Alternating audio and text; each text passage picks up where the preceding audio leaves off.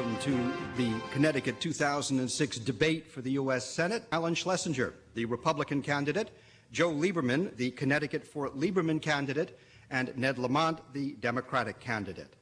One of my opponents, Ned Lamont, has run, to answer your question, one of the most bitter campaigns in a very bitter and divisive election year. Attack, attack, attack. Matter of fact, if you have a pencil or a pen, you may want to keep score.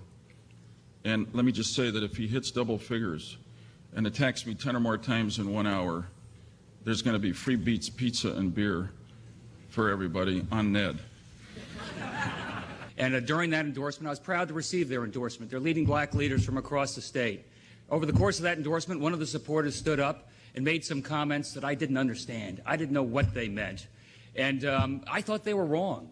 And I said that immediately. We issued a press release immediately. I disassociate from that. And, Senator, I apologize for those comments. They weren't my comments, but they're not the tone of this campaign. It's not the tone I want for politics in the state of Connecticut. I'd ask you to think about an apology for some of the other distortions that your campaign is putting out on me.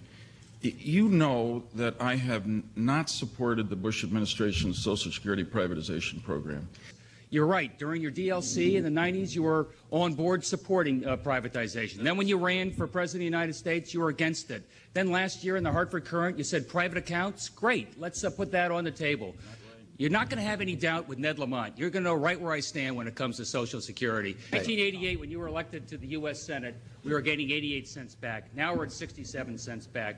We're doing worse, and that's because you've got to show up for work. Per capita. It's because there are richer people here. Per capita. Mr. Lieberman, you have no more time. I'm afraid you have to stand back. We've lost half of our transportation-related funding. We're losing out on the military contracts. We can be doing an awful lot better than that.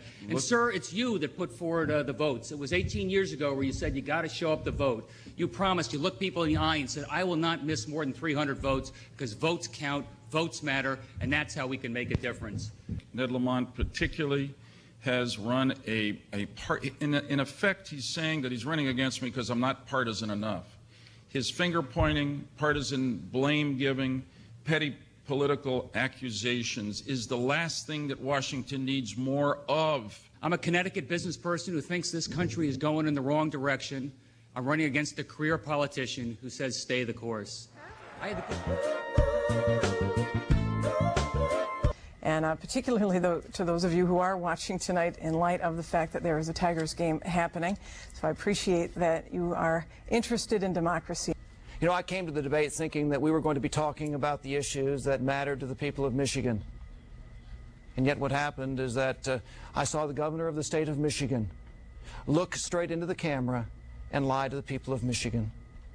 Beginning right at the beginning with wrong information, misleading the citizens of Michigan about sending jobs to China.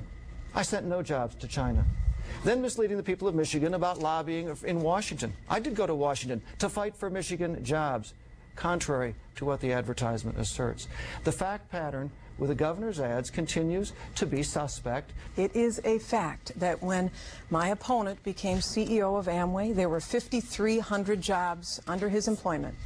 It is a fact that when he left, there were 3,900 jobs. That is elimination of 1,400 jobs. It is a fact that he invested $200 million to create thousands of jobs in China. We're the worst economy in the country. We're the only state that for the last 3 years has had less jobs than the year before. We need a tiger on behalf of our manufacturing industry at the World Trade Organization, and instead the Bush administration has been nothing but a pussycat. We should be banning partial birth abortion. I find it curious because my opponent has said that he doesn't believe that there should be an exception for abortion, even in the case of rape or incest. And it's time to make a change. We have to sever the relationship and move on. So I suggest to the people of Michigan that, unfortunately, we have to fire the governor. If you believe that the governor of Michigan should be somebody who has lobbied for these unfair trade agreements that have hurt communities all over Michigan, where we've seen our jobs go on a slow boat to China, on the internet to India, or on a fast track to Mexico, if you think that's all right, then perhaps Dick DeVos is your man. Sheldon, Whitehouse, Senator Lincoln Chafee. As every Rhode Islander knows, I have not actually been in sync with the president's agenda. And when they look at the top of the State House and they see the independent men, I think they can think, there's our Senator Chafee, voting independently for our country and for Rhode Island. And most tellingly, he casts that all-important vote in favor of Republican leadership in the Senate. And once he sets that train in motion, then all of the consequences that we've lived through for the last 6 years of Republican leadership in the Senate will continue to happen. But the Republican Party nationally is very different. Arnold Schwarzenegger is governor of California. We've had 2 Republican mayors of heavily Democratic New York City, Mayor Giuliani and now Mayor Bloomberg. In the Northeast, we've had Governor Pataki in New York, heavily Democratic state. Massachusetts, heavily Democratic state, has had a run of Republican mayors, governors. So the point I'm making, Republicans, or us moderate Republicans, are still alive and kicking. Yes, in the Congress, the Southerners, which used to be Democratic, have taken over our leadership. What mistake have you learned from that the tragic death of Jennifer Rivera could have been prevented?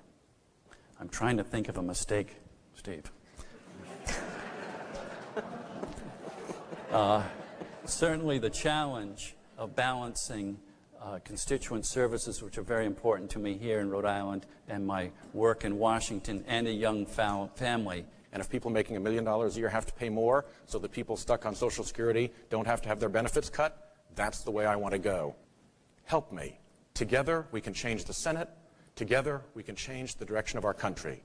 At a time of sharp divisions among those who lead our nation, the country calls out for those that can work together to find constructive solutions, and I have shown I can do that. But I'm here to tell you today, I'm come up off of that ground. I'm brushing myself off, and look out, Ned and Joe, here I come, baby.